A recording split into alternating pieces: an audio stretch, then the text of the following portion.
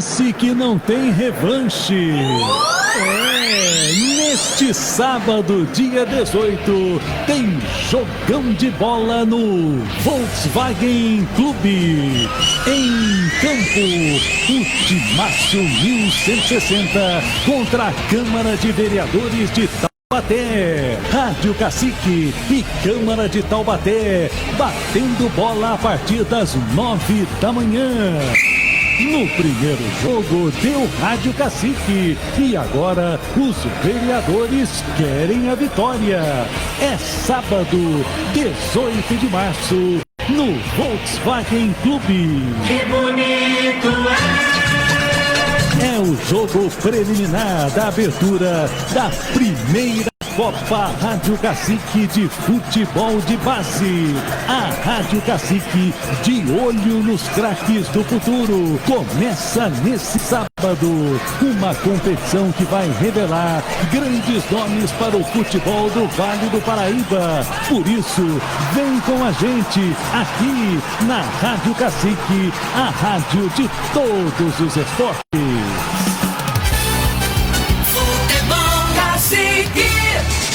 Você está na Rádio Cacique, 1160 kHz.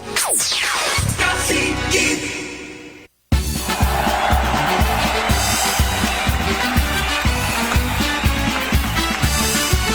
São 13 horas em Taubaté, Cacique em Cultura vai começar. Dimas Oliveira está chegando e de cultura vamos conversar. Literatura, cinema e dança, teatro e música popular. Fique com a gente na Cacique agora. Nossa cultura vamos festejar. Fique com a gente na Cacique agora. Nossa cultura vamos festejar. Está no ar, Cacique Cultura. Apresentação, Dimas de Oliveira. Boa tarde, boa tarde. Boa tarde aos nossos ouvintes aqui da Rádio Cacique Taubaté. Estamos aqui com o nosso Cacique em Cultura nessa quinta-feira. Um sol para cada munícipe, né? Um calor danado, mas é melhor isso, né, do que aquelas desastrosas tempestades, chuvas, né, torrenciais que estavam acontecendo. Então hoje nós estamos aqui, hoje no nosso programa, um programa muito especial, onde nós vamos conversar sobre literatura. E é lógico, vamos abordar também muitas coisas ligadas à literatura, né, nessa cultura maravilhosa, né? Nós vamos falar hoje com o Tiago Feijó, que é escritor e natural de Guaratinguetá, né? Boa tarde, Tiago, tudo bem? Boa tarde, Dimas, é um prazer imenso, quero agradecer o convite. Boa tarde aos ouvintes da Cacique e muito obrigado pelo convite. Prazer é todo nosso, ainda mais num assunto assim que é tão prazeroso, né? Que a gente possa conversar sobre literatura, né? A importância dela, ainda mais você, uma pessoa, né, que já tem aí a sua carreira, né, suas premiações. É muito importante isso, de uma análise tua, né, para a gente debater aqui hoje sobre a literatura no Vale do Paraíba, né, que anda meio esquecida, né, anda meio complicadinha, né, mas vamos ver. Tiago, como foi que você, queria saber como é que você começou a escrever, se é uma coisa que veio de criança, esse dom, ou se despertou mais tarde, como é que você sentiu que você seria um escritor? Olha, Dimas, eu comecei um pouco cedo, na verdade, quer dizer, olhando agora eu percebo que foi cedo. Eu comecei a escrever os meus primeiros textos com 14, 15 anos, mas eu digo também que tem o seu lado tardio, porque até os 14, 15 anos eu não era um leitor, não tinha nenhum vínculo com a cultura, com a literatura, com nenhuma arte, né? Na verdade, eu não sou de Guaratinguetá, vou te corrigir aqui. Me desculpe, eu sei que eu já me considero guaratinguetaense, na verdade. Estou há muitos anos em Guaratinguetá, então muitas pessoas me consideram guaratinguetaense. Mas eu sou natural do Ceará, na verdade. Sou cearense, sou de Fortaleza. Mesmo? Olha só. Mas eu nasci numa viagem, eu não coloquei os pés no chão do Ceará na ocasião do nascimento. Fui colocar agora, depois de adulto. Eu nasci numa viagem, meu pai é carioca, minha mãe é mineira. E eu vim morar em Guaratinguetá com 5 para 6 anos. Tá. Vim morar numa região rural de Guaratinguetá, que é a Rocinha. É um bairro que fica numa belíssima estrada, que é a estrada que liga Guará, Cunha, Paraty, a Paulo Virgílio 171. Eu cresci num sítio. E até os 14 anos eu vivia no sítio, no mato. Né? Eu queria saber de nadar, de pescar, de ir pro mato, caçar, enfim, fazer coisas da roça. Né? Que delícia. E com 14 anos, o meu pai, um pouco preocupado com essa situação, de um menino meio no mato, né, um matutinho, resolveu me colocar num emprego, né? Resolveu arranjar um emprego na cidade. E eu fui trabalhar, então, numa imobiliária de um padrasto, na verdade, da minha irmã. Um cara que depois se tornou muito meu amigo, o Afonso. E sou amigo da família dele toda hoje. E nessa imobiliária não tinha nada o que fazer. Eu trabalhava 8 horas, mas na verdade foi um emprego um pouco arranjado e quase sem precisão. E acabou que ali eu comecei a ler, para passar o tempo. Né? Tinha uma estante de livros atrás da minha mesa, eu ficava numa mesa assim, com uma cadeira, e anotando telefonemas, nada mais do que isso. E acabou que eu peguei um livro da estante e comecei a ler. Aquilo foi uma paixão imediata. Quando eu descobri que o livro me levava embora por 8 horas, eu fiquei fascinado e comecei a ler tudo que me davam na mão. Né?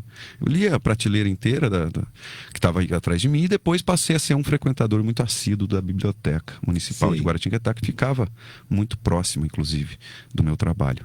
Então comecei a ler com muito afinco. E foi rápida a minha transição também para imaginar que, bom, se isso daqui eu posso fazer, eu consigo fazer algo parecido, né? Talvez não tão bem do que esse autor e aquele, né? São consagradíssimos pessoas. Então eu li Machado de Assis, a gente sabe que para chegar ali naquele ponto é difícil, mas eu sabia que eu poderia forjar uma história, que eu poderia construir um poema. Eu percebi que era possível. Eu costumo dizer que a literatura é uma das artes mais democráticas que se tem. Porque para se fazer literatura, você precisa apenas de um papel e um lápis. Exatamente. Então uma pessoa paupérrima, uma pessoa que não tem recursos, ela consegue fazer literatura. Ela só precisa de um papel e uma caneta, né?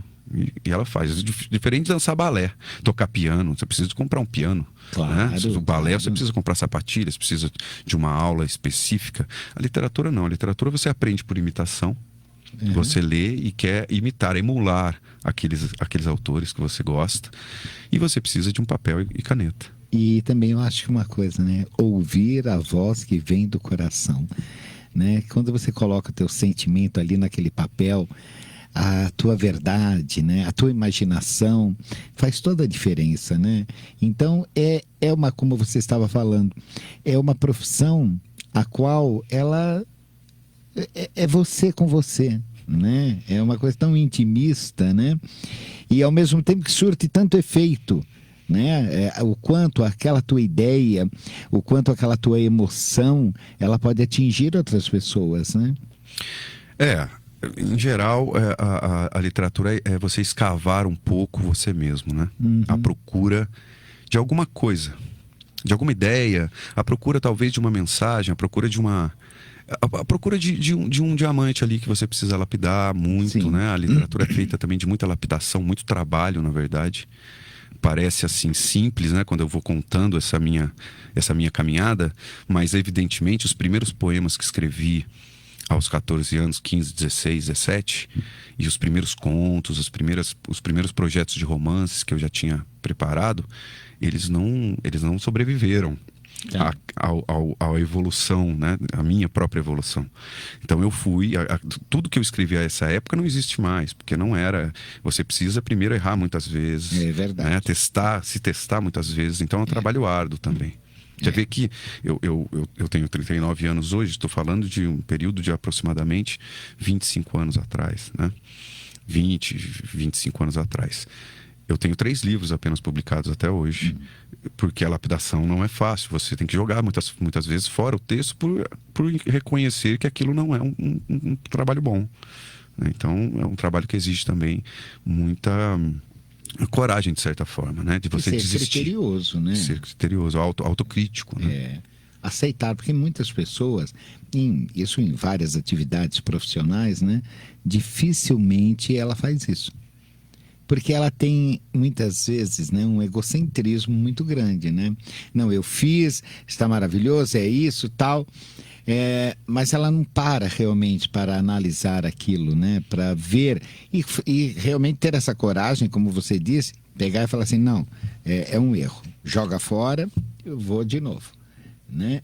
Isso eu acho muito importante. Essa generosidade que eu vejo o profissional com ele mesmo, isso é muito importante e ele precisa ter. Como é que nasceu a ideia do seu primeiro livro? O meu primeiro livro, na verdade, ele é o segundo, né? Eu escrevi... Comecei a escrever um romance em dado momento, né? Um romance que passou por um processo grande de metamorfoses, né? De reescritas, de elaboração. E na época eu não tinha muito, eu não tinha muitos caminhos para publicação. Eu não tinha uma editora, não conhecia os caminhos, né? E acabou que eu deixei ele guardado, engavetado, esse romance, que acabou sendo publicado posteriormente como O Diário da Casa Arruinada. Foi finalista, inclusive, do Prêmio São Paulo de Literatura em 2018. Foi publicado em 2017. Mas ele ficou guardado durante um tempo. E como eu tinha essa empreitada do romance, que me tomou 2 anos de escrita, eu estava um pouco cansado. O romance é um livro de fôlego, então o escritor geralmente se cansa ao escrevê-lo. Eu resolvi começar a escrever alguns contos, que são narrativas mais curtas, né, e mais rápidas de serem executadas e também, por sua vez, podem ser descartadas com mais facilidade. Afinal, tomou ali só 2 semanas de trabalho, né? Claro. Você descartar um romance de 2 anos é muito chato. Mas você descartar um conto que você escreveu em 2 semanas... Eu comecei a escrever, então, uma série de contos. E acabou que em 2014 eu descobri um concurso literário no Ceará, minha terra natal, inclusive. Foi muito por acaso, uma coincidência das melhores, inclusive. E eu mandei, era um concurso para autores nacionais, inclusive internacionais, porque estavam concorrendo portugueses também. Era um concurso de um livro de contos, inédito. Não podia ser publicado, já, né, não podia ter nenhum conto publicado, e tinha que ser um volume de contos, uma reunião de contos. Eu tinha já escrito ali por volta de uns 12, 15 contos. Eu reuni 9 que eu achei que eram mais significativos e que possuíam... eles tinham entre eles alguma afinidade. Então eu poderia reunir num livro com uma temática, que acabou sendo a temática do insólito, do estranho, algo que não acontece, né, no dia a dia, no cotidiano. Então eu reuni 9 contos e enviei para esse concurso. Era o concurso Ideal Clube de Literatura, um clube que tem lá em Fortaleza, chamado Clube Ideal.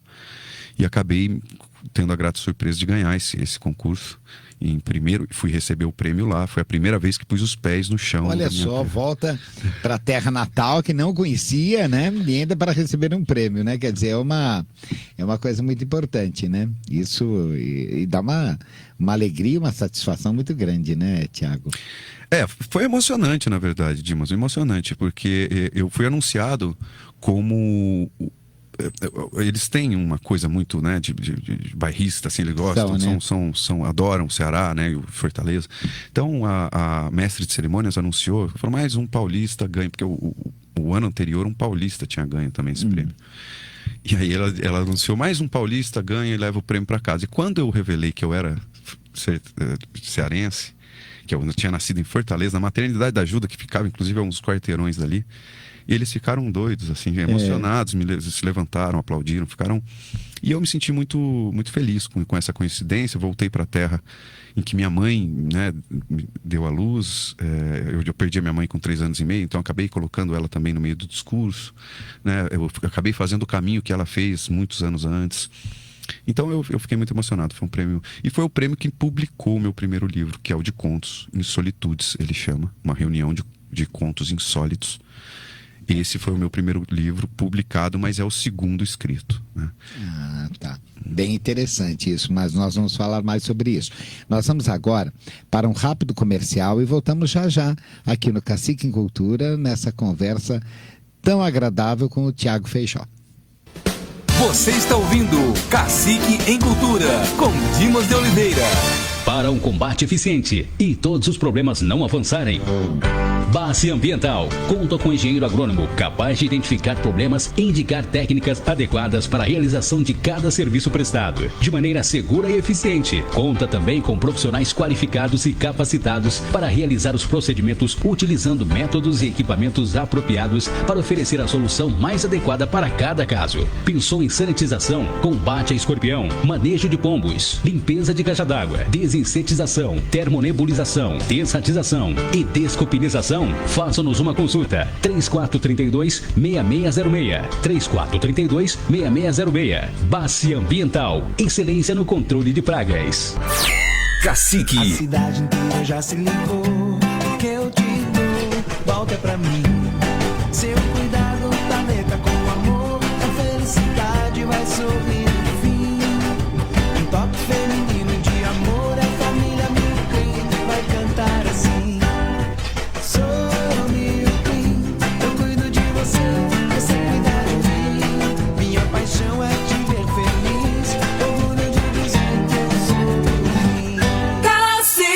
Ganhar na loteria é questão de sorte. E comprar tintas e material para pintura pelo menor preço é o quê? É questão de ir ao lugar certo.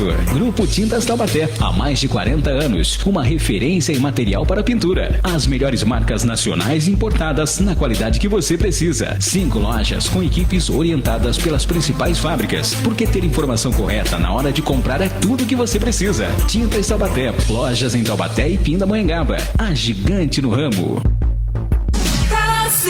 É mês de aniversário do Cardoso e tem um presentão pra você. Tubo esgoto Amanco Vavin só R$ 79,80. Confira outras promoções em nossas redes sociais. Vai construir? Chama o Cardoso. Você está ouvindo Cacique em Cultura, com Dimas de Oliveira. Estamos de volta aqui no nosso Cacique em Cultura, conversando aqui com esse escritor maravilhoso que é o Tiago Feijó. E contando muitas coisas interessantes, viu? Tiago, me diga uma coisa. Daí você está falando, você voltou, né? E conheceu, né? Porque até então você nem conhecia a sua terra natal, né? O Ceará. E voltou ainda com um prêmio dentro da mala. E daí você falou que esse que pode ser chamado seu primeiro livro, na verdade foi o segundo. O segundo escrito, né? O segundo escrito. Na ordem cronológica da escrita, eu escrevi primeiro Diário da Casa Arruinada. Ele ficou engavetado. E como Em Solitudes ganhou o prêmio, uma das partes do prêmio tinha um prêmio em dinheiro e tinha uma das outras partes do prêmio era a publicação do livro. Né? O livro vencedor seria publicado. O que foi a porta de entrada para o mercado editorial, vamos dizer assim. Para o mercado literário, porque até então isso eu não tinha. Eu escrevia muito, já vivi uma vida de escritor, mas sem selo de fato, não tinha livro publicado, não tinha nada, nem conhecia editores, nada. Acabou que o livro foi publicado pela editora Sete Letras do Rio de Janeiro. Sei. Uma editora já muito tradicional, né? E aí eu entrei, aí eu descobri toda essa questão de venda de livros, vamos dizer assim, uma espécie de profissionalização de fato da carreira de escritor, né? Porque eu penso que a grande questão é que quem escreve já é escritor, né? Mas talvez não possa dizer isso porque não vive disso, não trabalha com isso. E a partir dali eu comecei de fato um mergulho nesse universo para tentar sobreviver disso, tentar viver um pouco isso, né? E tentar descobrir caminhos onde eu pudesse publicar com mais facilidade. E aí eu descobri, evidentemente me descobriram também, né? Os leitores, as pessoas que me leram. Então comecei a descobrir críticos literários, jornalistas, pessoas, leitores, clubes de leituras, enfim, há uma gama de pessoas e instituições que você passa a conhecer, né? E isso tudo em Guará. Eu em Guará. Tudo em Guará. Tudo em Guará, No caso, com a publicação de Em Solitudes, eu passei a ter contatos outros, né? Aí comecei a ter contatos, porque a minha editora era do Rio de Janeiro. Eu lancei ele no Rio, lancei em São Paulo, lancei em Guará, lancei e fui lançando o livro, fui fazendo contatos, fui criando, né, as pessoas, né, ao redor disso, fui criando meus contatos e acabou que descobri também por essa publicação, me descobriram, na verdade, né? O Tonho França e o Wilson Gorgi, que eram, nessa época, já estavam começando com a Penalux. A Penalux se inicia em 2012.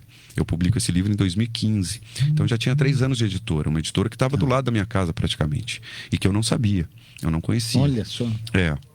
E como eu publiquei esse livro, e ele ganhou um prêmio depois de publicado, ele ganhou um prêmio em São Paulo, na Liberdade, da Associação Bunkyo, que é a Associação Brasileira de Cultura Japonesa. Eles têm um prêmio lá de livros publicados e o Insolitudes ganhou, depois de publicado, ele ganhou como o melhor livro de contos do ano, já publicado, né? E acabou que então ele deu um burburinho e eu conheci esses dois editores e amigos hoje, né? Que é o Wilson e o Tonho França, o Wilson Gorgi e o Tonho França. E acabei, nos nossos cafés e nas nossas conversas e contatos, acabei publicando então o meu diário, o meu romance engavetado, que é o Diário da Casa Arruinada, o primeiro, de fato, livro que eu terminei. E que me pareceu louvável publicar, assim, tem alguma qualidade. E qual é o tema do Diário da Casa Arruinada? O Diário da Casa Arruinada ele flerta um pouco também com a literatura fantástica, com o realismo mágico, mas é um diário que foi encontrado numa casa, pelo próprio autor, inclusive. Foi encontrado numa casa abandonada, em ruínas, dentro de um cofre. Tem um caderno escrito a lápis. E o autor, então, resolve publicar esse livro, esse caderno. É um diário de um homem chamado Joaquim, né? Joaquim, com o apelido Kim. Ele resolve publicar esse diário.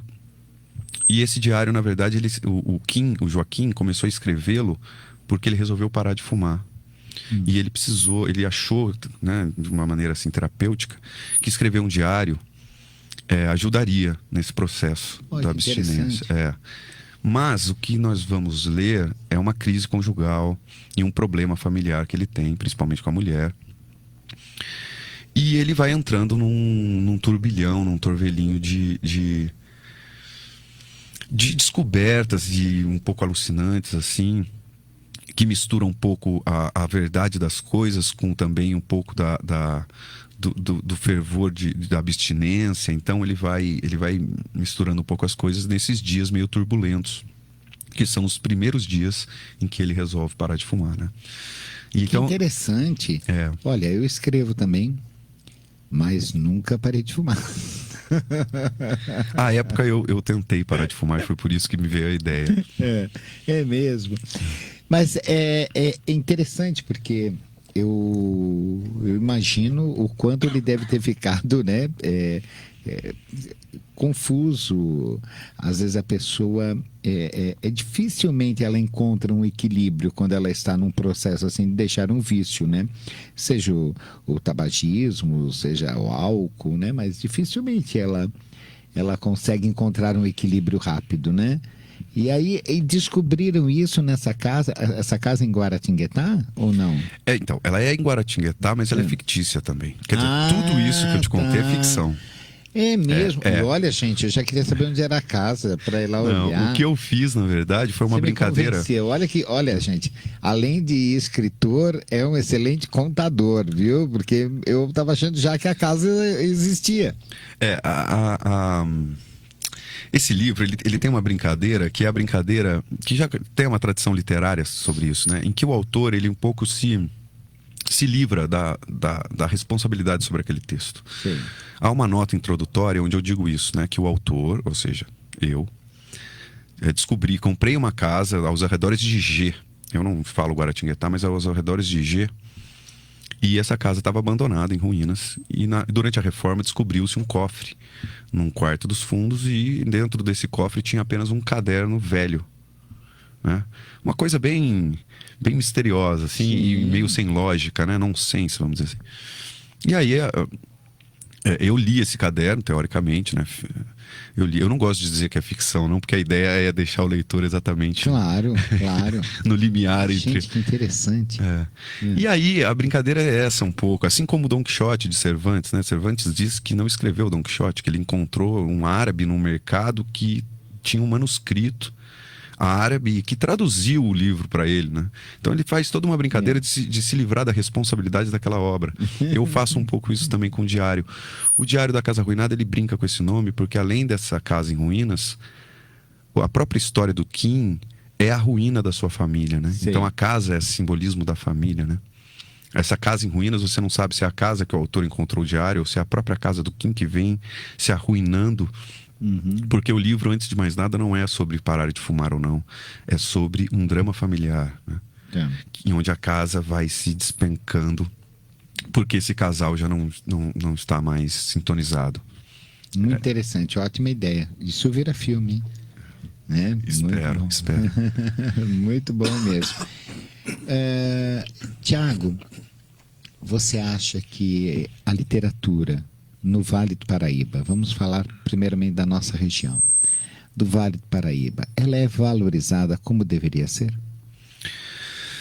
Olha, Dimas, é complicado entrar nesse assunto, principalmente porque é um olhar assim um pouco viciado, né, no meu caso, porque eu fico pensando que seria uma literatura valorizada. A literatura em geral, hoje em dia, não é o que nós podemos chamar de valorizada, né? Nem a do Vale, nem a dos grandes centros urbanos e dos principais centros, que são, no caso, Rio e São Paulo. Há um discurso muito coerente, inclusive, mas também insistente, de que esse eixo Rio-São Paulo é que domina a literatura brasileira, né, e que autores chamados assim erroneamente de regionalistas, então a literatura produzida no Nordeste, a literatura produzida no Norte, são literaturas mais periféricas que ficam um pouco abandonadas. De fato, isso existe, é inegável. Mas nós, que estamos no Vale e que pertencemos a esse eixo, mas não somos da grande capital, né? Nem de uma nem de outra. Sim, nenhuma nem outra. Estamos no messo do caminho, né? Então estamos ali exatamente. Essa literatura, ela é, antes de mais nada, como toda literatura, uma literatura que luta para sobreviver, para existir, né? Então eu não sei eu não saberia responder se ela é valorizada devidamente ou não. O que eu sei responder como autor do Vale, que moro no Vale, que escrevo praticamente, me localizando aqui, o meu terceiro livro se passa em Lorena, cidade vizinha de Guaratinguetá.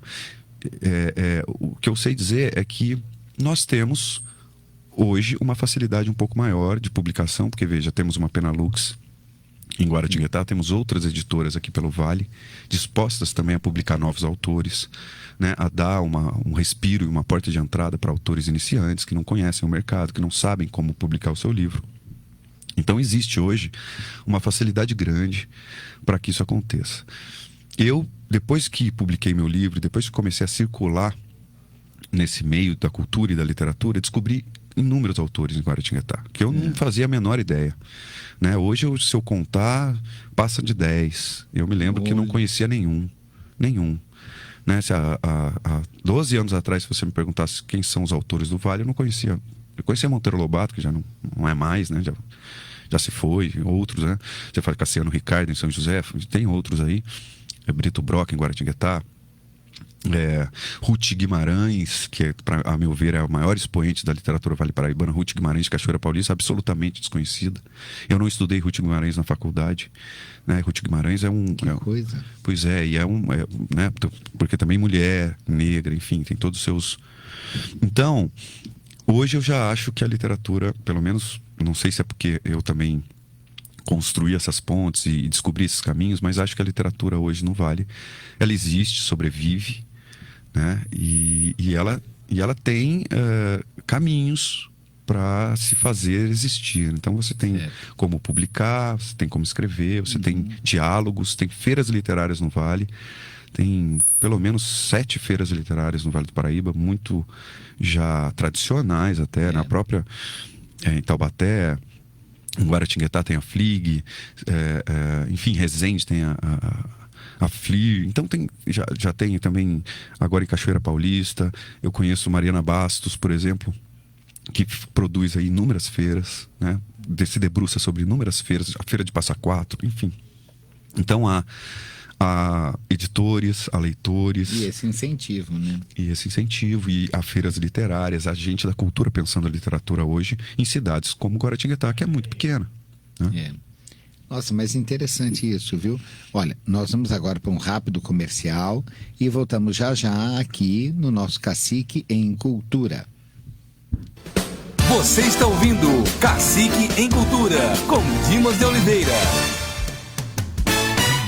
Cacique, no seu coração. Seu estofado precisa de higienização ou conserto? Venha para a Vini Tapeçaria e Higienização. Somos especializados em residência e comércio. Higienizamos colchões, sofás e estofados de carros em geral. Retiramos o local com segurança e a garantia. Tá esperando o quê? Vem para Vini Tapeçaria e Higienização. Temos a solução ideal para o seu estofado. WhatsApp 12997587886. Venha conhecer nossa linha completa de puff para decorar o seu ambiente. Quer ficar livre dos ácaros e sujeiras? O melhor preço e prazo de entrega da região você já sabe. Vini Tapeçaria e Higienização é a sua solução. Cacique. No Laboratório Oswaldo Cruz, você encontra rapidez, segurança e precisão, análises clínicas, anatomia patológica, citologia e exames veterinários. Telefone WhatsApp 12-2123-9200. Laboratório Oswaldo Cruz, tradição e seriedade a serviço da boa medicina. Nele você confia, é da nossa região. Responsável técnico, Dr. Marcos Alexandre Guilhermino Andrade, CRM 99205. Você está na Rádio Cacique, 1160 kHz. Cacique. Você está ouvindo Cacique em Cultura, com Dimas de Oliveira. Oi, estamos de volta aqui no nosso Cacique em Cultura. Desculpa. Conversando sobre literatura com o Tiago Feijó. Tiago, nós estávamos falando das cidades, né? Realmente não estava associando. Guaratinguetá é maior que Pindamonhangaba, né? É maior. Agora, o avanço cultural que está tendo na cidade de Pindamonhangaba é uma coisa maravilhosa, né? Que a gente observa as atividades todas e são bem abertas, né? A várias categorias, né? Parabéns ao Alcemir, secretário de Cultura e Turismo de Pindamonhangaba, né? Que faz um trabalho brilhante e a gente percebe que ele faz um trabalho livre, né? Com liberdade, porque nem sempre se tem liberdade para trabalhar, né? Nem sempre. Às vezes a pessoa trabalha com tornozeleira, né? Até ver se consegue algum resultado. Tiago, e o terceiro livro? Já foi publicado? O terceiro livro foi publicado. O terceiro livro é o livro atual, né? É o mais recente. É um romance também. Chama-se 12 Dias. E ele nasce de uma experiência particular, né? Uma experiência que eu tive com meu pai em 2015, na ocasião do falecimento dele. Eu passei com ele 12 dias num hospital, na Santa Casa de Misericórdia de Lorena, até ele vir a falecer. E não é uma história biográfica, é importante que se diga isso. Não é uma história minha com ele. Sei. Mas a estrutura do livro, o tema do livro e o enredo do livro nascem dessa experiência. O que eu escrevo nesse romance, 12 Dias, é a história de um pai e de um filho que não se veem há 15 anos, muito distantes, né? O pai se separou da mãe quando ele era muito jovem. Ele passou a visitar o pai em algumas ocasiões, mas alguns desacertos entre eles, quando o garoto era jovem, né, o Antônio, faz com que ele não volte mais para visitar o pai e permaneça durante 15 anos. Esse afastamento, o pai liga para o filho apenas uma vez ao ano, na data de aniversário do garoto, para parabenizá-lo num telefonema muito cristalizado, muito mecânico, né? Acaba que em dado momento o senhor Raul, que é o pai, acorda num belo dia e se vê acometido de uma dor, né? Que ele inclusive acha ser hemorroidas.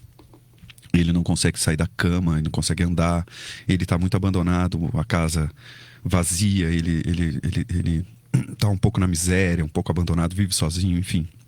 Um homem com muitos problemas. E ele resolve então ligar para esse filho e pedir para que esse filho viaje de São Paulo até Lorena né, cerca de 200 quilômetros, para levá-lo até o hospital, porque ele não tem como fazer isso. É uma atitude um pouco extrema e numa situação limite. O filho, sem saber muito bem o porquê de aceitar esse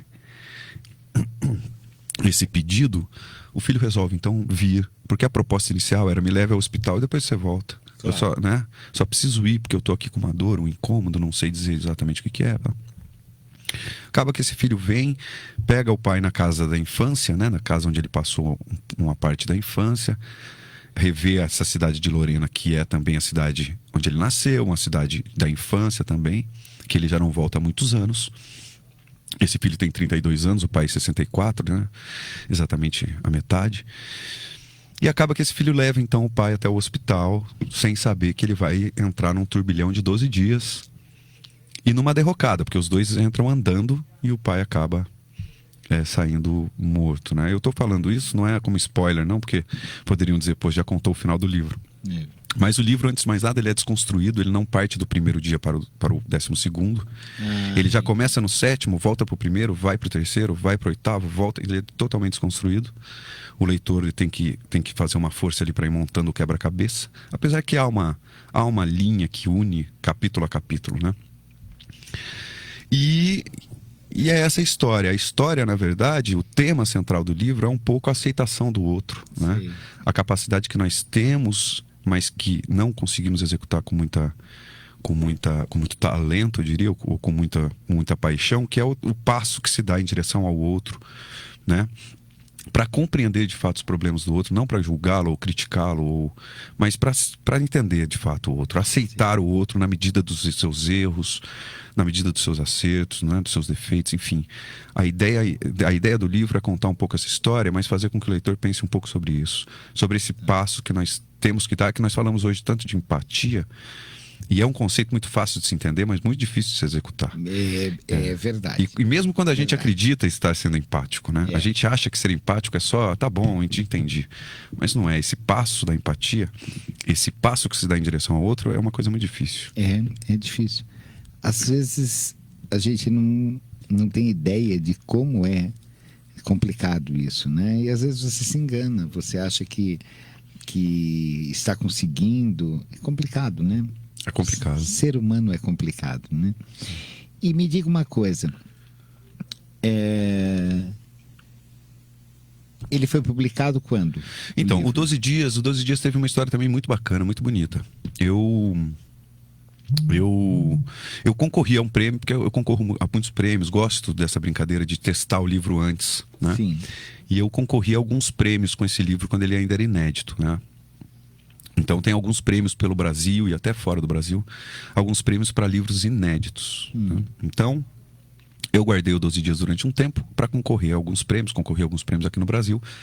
Acabei enviando este livro para um prêmio chamado Manuel Teixeira Gomes, que foi um presidente português, escritor e presidente, diplomata português, que nasceu numa cidade do Algarve, ao sul do Portugal, chamado Portimão. E eu ganhei esse prêmio lá em Portugal, com o livro 12 Dias. Que maravilha. Né? Entre 74 obras, a maioria portuguesa, mas tinha também escritores angolanos, moçambicanos. Eu acabei ganhando esse prêmio, o prêmio Manuel Teixeira Gomes, né? Em Portimão. E o livro foi publicado em Portugal primeiro lá, como parte do prêmio também.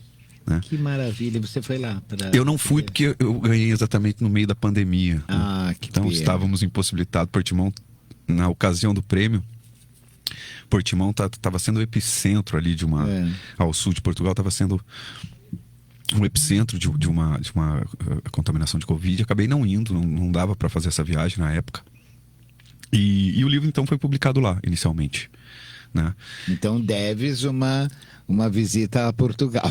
Devo. Inclusive quero muito. E o pessoal de Portimão também vem trabalhando para essa visita acontecer, porque eles ficaram muito contentes. Eu fui o primeiro brasileiro a ganhar esse prêmio. Já é um prêmio antigo lá, né? E muitos portugueses ganharam, moçambicanos, angolanos.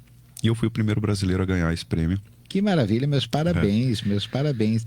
Engraçado que lá em Portugal, é uma coisa muito diferente da nossa vida aqui, né? Que é a valorização deles. quando você vai...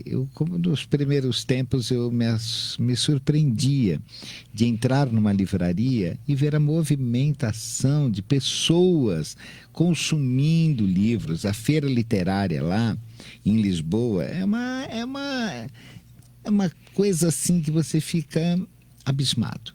São pessoas com sacolas de livros, comprando, né, muitos livros. É impressionante. E muitos jovens trabalham em livrarias, e os jovens, eles têm uma propriedade ao te informar. Quando você procura um tema específico, eles te indicam até outros livros que também sejam dentro do mesmo tema ou próximo. Impressionante, impressionante, mas isso está muito enraizado na educação. Na educação, que é desde pequenininho, né, que lá se diz os miúdos, eles aprendem a valorizar. A quantidade de livros infantis direcionado às crianças pela história do país é impressionante, impressionante. Não há rei, não há rainha portuguesa que não tenha o seu livro em quadrinhos direcionado para as crianças. Então a criança já cresce com esse amor à arte, à cultura, conhecendo o país onde vive, e ela, lógico que ela vai crescendo, se torna adolescente, e ela vai buscando mais, né? Porque ela foi alimentada com isso, né? É o que sempre foi meu sonho acontecer aqui no Brasil, né? Ter esse alimento para a criança. Quando eu recebo crianças em casa, eu converso muito sobre leitura, porque eles vão na minha casa e eles ficam espantados, às vezes, da quantidade de livros. E o senhor já leu tudo isso? Às vezes eu brinco e falo assim, não li nada disso, é enfeite, entendeu? É enfeite, eu não tinha que pôr aí nessas paredes, eu falei, vou pôr livro, né? Aí eles ficam me olhando sério, aí eu conto, né, a história para eles, né, de quando eu comecei. Geralmente pego um livro meu, dou de presente. Outro dia eu dei para uma criança, a mãe depois me ligou, que ela levou o livro no dia seguinte na escola, sabe, mostrando para todo mundo. Então, eu ainda acredito que quando a gente pega e faz um projeto e trabalha as crianças, você vai conseguir despertar, né? Mas tem que ser uma parceria muito grande, né? Com educação, cultura, tudo isso, né? Mas quem sabe, né? Um dia, né? Não sei se eu vou ver isso, mas espero. Você falou uma coisa aí, Dima, sobre Portugal. Você vê que coisa, né? O prêmio em Portugal me dava direito a 300 exemplares de publicação lá, né? Na verdade, eles iam publicar 300 exemplares, 150 seriam distribuídos, não vendidos, não era uma publicação comercial. Era o que eles chamam de publicação de prêmio, né? A premiação. E eles tinham 150 exemplares para distribuir lá e 150 eles mandariam para cá. Eu, depois de um tempo, fiquei pensando e me dei conta de que não fazia muito sentido eu ter 150 exemplares de um livro, publicação portuguesa, né?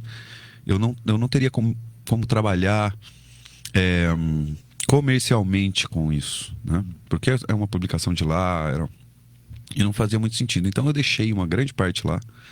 Falei, vou ir no pacote dos seus 150, me mande só alguns, porque eu quero guardar, evidentemente, dá para amigos, né? Uma edição limitadíssima.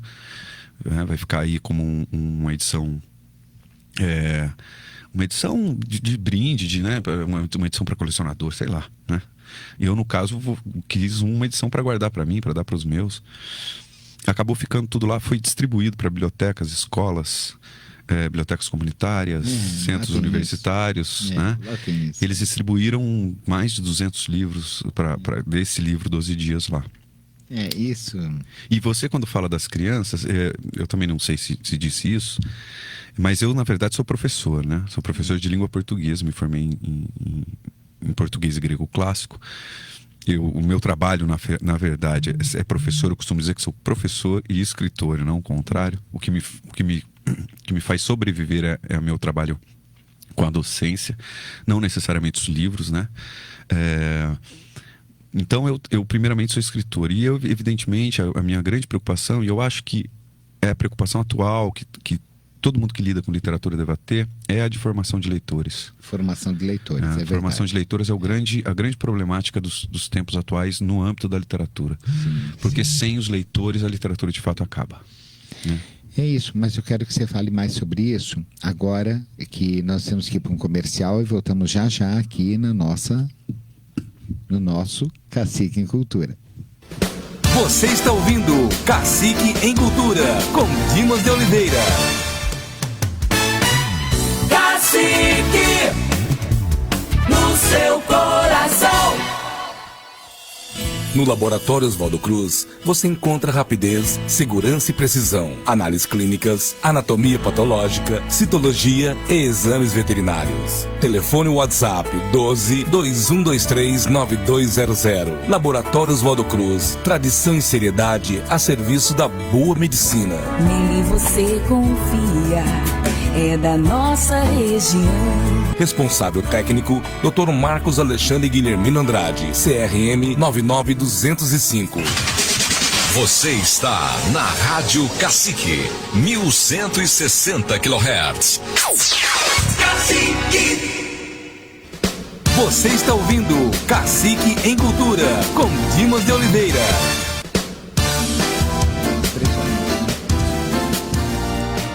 Estamos de volta aqui no nosso Cacique em Cultura. Ah, gente, que pena, nosso último bloco. Mas o Thiago vai voltar porque tem muita coisa para contar. Thiago, nós estávamos falando no bloco anterior sobre o problema da literatura, né? Infelizmente, se não houver alguma ação, né, ou ações por parte de governos, é complicado isso, né? A gente vê uma leitura que vai agonizando aos poucos, né? É o que eu disse. Me parece que a questão da formação de leitores é um problema emergencial e que a gente precisa olhar imediatamente. E já está acontecendo, na verdade. Já faz um tempo que isso acontece, né? Já faz um tempo que esse problema foi detectado. Sim. Né? E eu vejo várias iniciativas muito interessantes.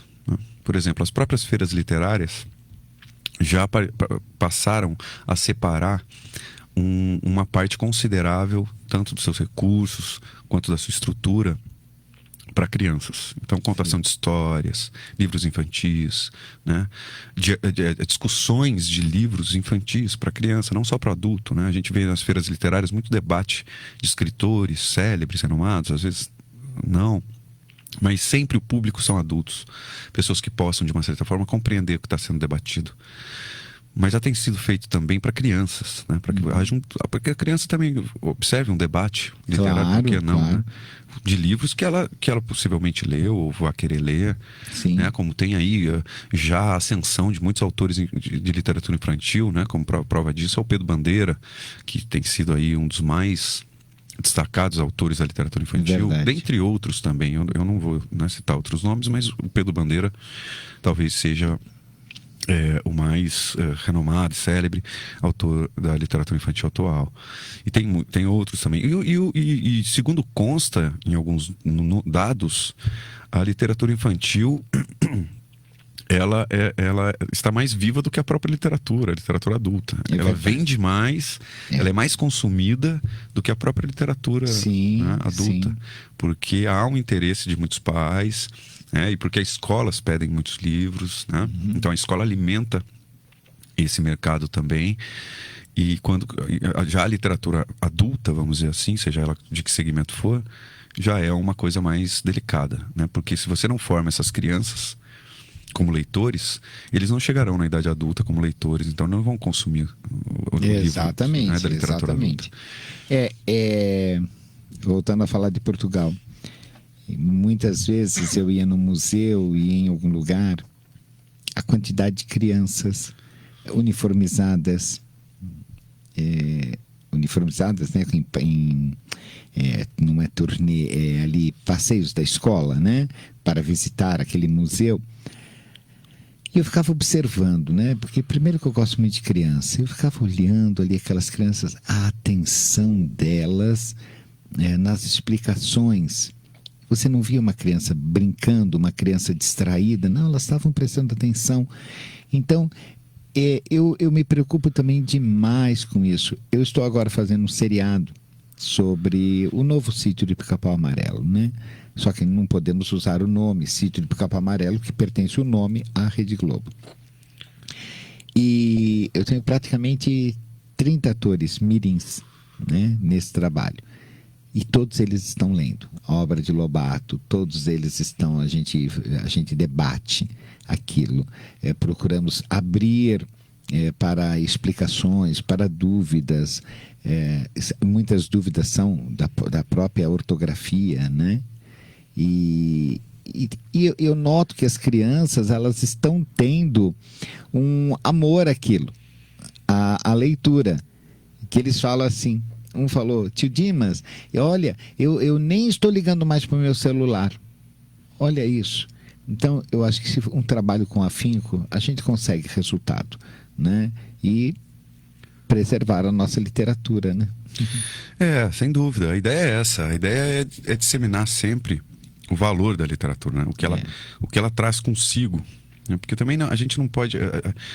as crianças precisam saber, precisam enxergar, né? É lógico que elas aprendem também por exemplos, né? Muitos pais leitores, a minha filha, por exemplo, a gente tem que pedir para ela parar de ler, né? Pedir para ela parar de ler, porque às vezes ela lê em ocasiões até que não devem, né? A gente tem que dar uma amenizada, né, naquela ânsia que ela tem de livros, evidentemente porque viu o pai e a mãe.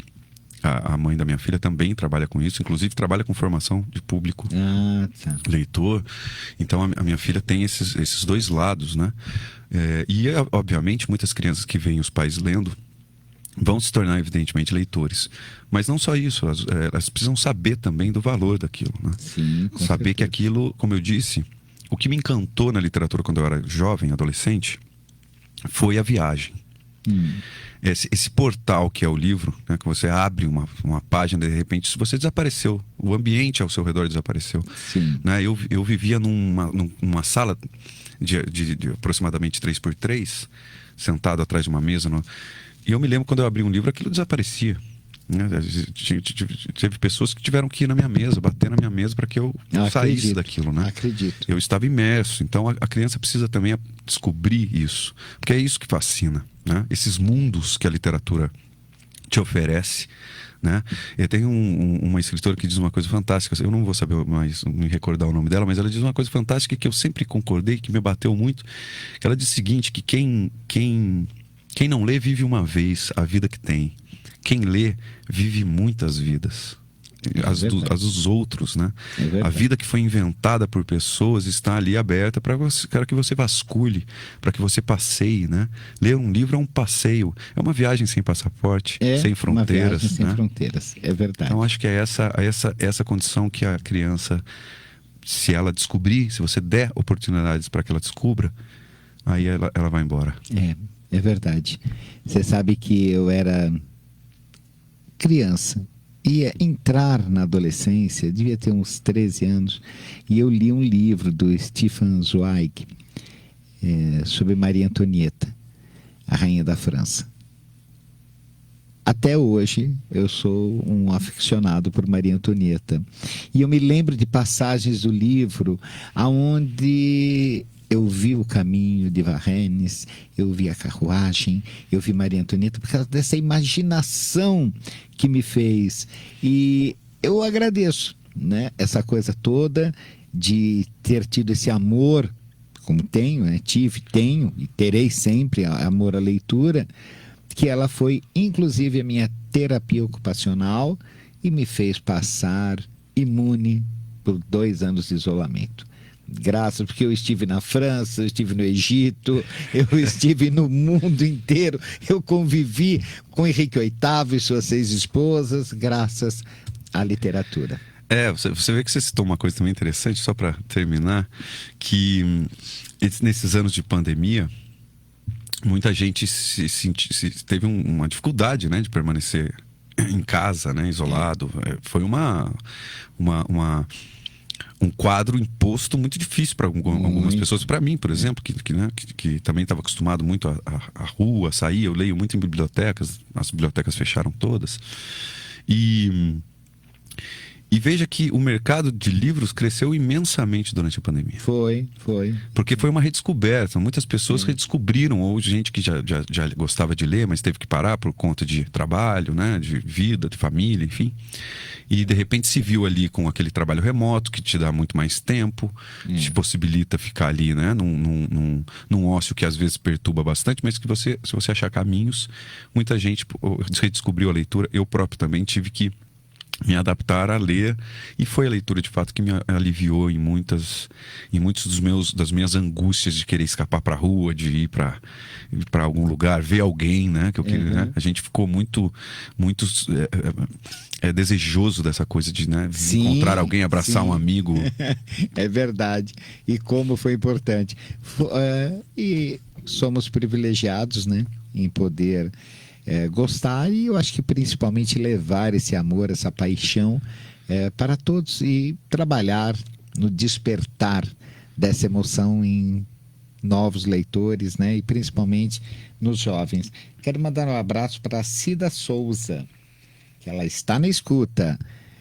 Muito obrigado, Cida Souza, grande abraço. Tiago, prazer imenso falar com você. Eu gostaria que você deixasse seu telefone de contato, né, aqui para os nossos ouvintes, e que temos que voltar, e quem sabe ainda temos que trabalhar um projeto juntos. Maravilha. Bom, Dimas, eu também quero agradecer imensamente, muito obrigado, foi um papo delicioso. Quero agradecer também ao Douglas Jefferson, um grande abraço. Jefferson, pelo intermédio do nosso contato. Nosso poeta taubatiano. Isso, agradecer também ao Wilson Gorge e ao Tonho França, meus editores e amigos, que também me possibilitaram, né, por meio do Douglas, esse contato aqui. Muito obrigado, eu quero agradecer. Telefone? Isso. O meu telefone é 12, né? E 997-44-4140. Muito obrigado, Tiago. Obrigado pela presença, e olha, a casa é sua, viu? Quero deixar aqui o meu grande abraço, esperando que seja um final de tarde maravilhoso para todos, com muita energia positiva, e já preparando, né? Se preparando para a sexta-feira que chega aí, e que tomara que venha com muita energia positiva. Pessoal, uma boa tarde a todos, e amanhã Cacique em Cultura está no ar novamente. Grande beijo. Cacique no seu coração. Com o Festival da Construção Leroy Merlin, sua obra não para. A maior variedade de produtos à pronta entrega e com ofertas imperdíveis. Confira! Telha fibrocimento 2,44 por 1,10 Brasilite, 54,90 cada. Tanque de água em polietileno 5.000 litros Aqualimp, 2.399 cada. Ofertas válidas no site, no app ou nas lojas até 26 de março. Aproveite! Cacique. Desenvolve a Rádio Cacique em sintonia com você. Cacique. A cada dia um tema diferente. Indústria, comércio, turismo, tecnologia, segurança, justiça, solidariedade. Desenvolve na Rádio Cacique. O seu dia termina com uma injeção de ânimo e estratégia. Desenvolve diariamente às 5 da tarde, aqui na Rádio Cacique. A informação na medida certa. Cacique. Desenvolve Cidade. Oferecimento. Sim Comerciários de Taubaté e região, em defesa da classe comerciária. Cacique. Estreia nesta segunda-feira, dia 20, na Cacique, programa Jorge Luiz, entre 10 e o meio-dia. Festa com amor e com muito otimismo. Eu conto com você. É nesta segunda-feira, entre 10 e meio-dia, aqui nos 1160 da Cacique AM. Cacique. Cacique. Quem disse que não tem revanche? Neste sábado, dia 18, tem jogão de bola no Volkswagen Clube. Em campo, o Timaço 1160 contra a Câmara de Vereadores de Taubaté. Rádio Cacique e Câmara de Taubaté batendo bola a partir das 9 da manhã. No primeiro jogo deu Rádio Cacique e agora os vereadores querem a vitória. É sábado, 18 de março, no Volkswagen Clube. Que bonito É o jogo preliminar da abertura da primeira Copa Rádio Cacique de futebol de base. A Rádio Cacique, de olho nos craques do futuro, começa nesse sábado. Uma competição que vai revelar grandes nomes para o futebol do Vale do Paraíba. Por isso, vem com a gente aqui na Rádio Cacique, a rádio de todos os esportes.